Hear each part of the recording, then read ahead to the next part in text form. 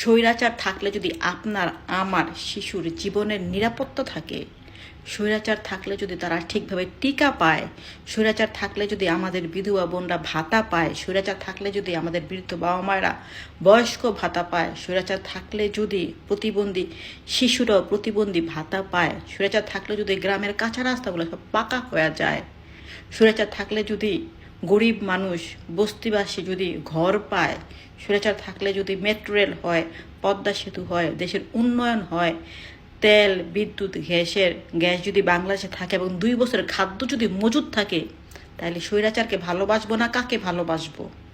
স্বৈরাচারের জন্য দোয়া করব না কার জন্য দোয়া করব?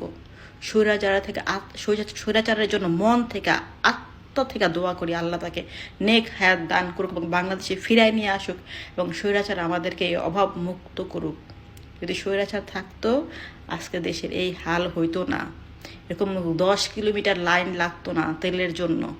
এর আগেও যুদ্ধ হয়েছে, এর আগেও ওয়ার্ল্ডের অন্য জায়গায় যুদ্ধ হয়েছে, কিন্তু আমাদের দেশে অভাব ছিল না, কিচ্ছু ছিল না, আমরা ছিলাম অভাব মুক্ত। আমাদের স্বৈরাচার আমাদেরকে দরিদ্র মুক্ত বানাইছে, স্বৈরাচারকে সেলুট জানাই আমাদেরকে ভালো রাখার জন্য। আজকে কত শিশু মৃত্যুর মুখে, কত শিশু, 50,000 শিশু মৃত্যুর মুখে, 109 জনের মতো শিশু মারা গেছে অলরেডি। স্বৈরাচার যদি থাকতো আজকে এই অবস্থা হইতো না।